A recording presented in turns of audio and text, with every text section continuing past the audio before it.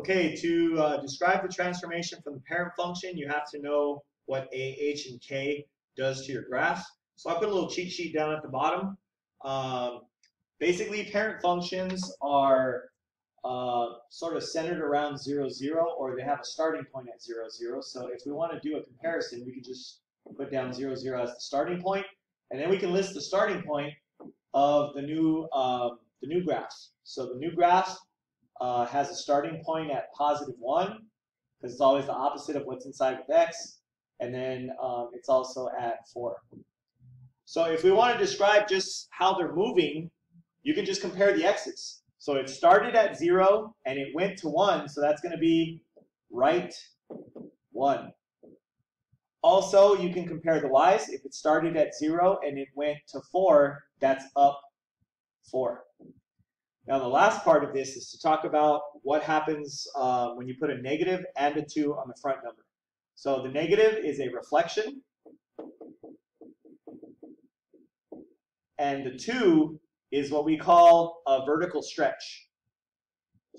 I'll just put stretch. If you want to get fancy, you can write vertical stretch by a factor of 2. If you just tell me stretch, I'm good with that. And that's your answer. The next question, again, this one is starting at 0, 0. And so my starting point for the new graph after all the shifting is done would be at -1, because it's always the opposite of what's inside with the x, and then -9. So to describe which way it's moving, we just compare the x to the x. So it starts at 0 and it heads to -1, so that would be left 1.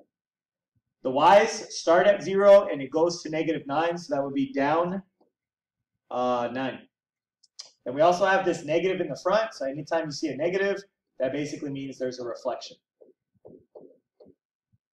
That's your answer. Now, as you look at these next problems, I have the cheat sheet down at the bottom just in case you have to refer to it. But for the most part, all we have to do is compare the two starting points.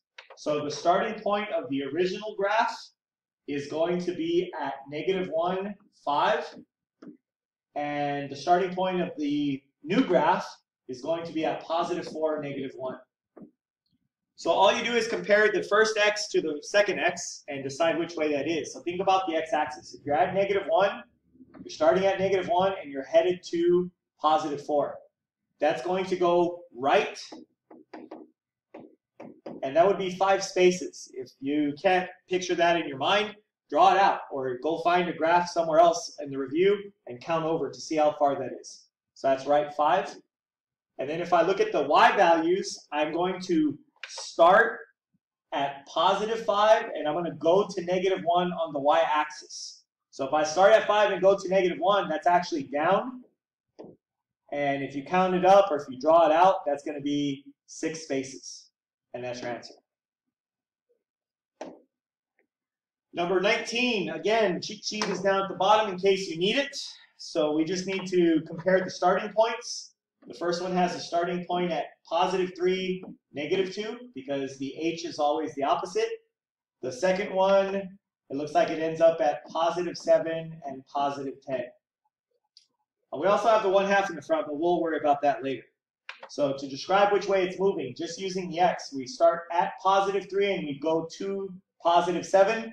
So that's going to be right 4. And then we start at -2 on the y and we go to +10 on the y. So that's going to go up. And that's actually 12 spaces. Now there is also this 1/2 in the front. Front numbers have the effect of reflecting, stretching, or compressing. Anytime your number is a fraction that's like a decimal of 0 point something, in this case it's 0.5, we call that a compression. So I'm just going to put compress. If you want to get fancy and get your teacher all excited, use this sentence. Say it's a compression by a factor of 1/2. Now this works for all functions. It doesn't matter what type it is. So we compare the starting points. So this one has a starting point at +2 because it's always the opposite inside with the x, and then 7. And this one, we don't have a number inside here with this x, so we just use 0. and then we have negative 1. So if I compare x to x, it's starting at 2 and it's going to 0. So on the x-axis, that's left 2. On the y-axis, it's starting at 7 and it's going to negative 1. On the y-axis, that's going to be down, and that would be down 8. If you're wondering why it's down 8, to go from positive 7 to the x-axis, that would be 7, and then you go down 1 more, so that makes it 8. Now don't forget, we also have the negative in the front. Negatives mean reflect. And we also have this 3, which is higher than 1.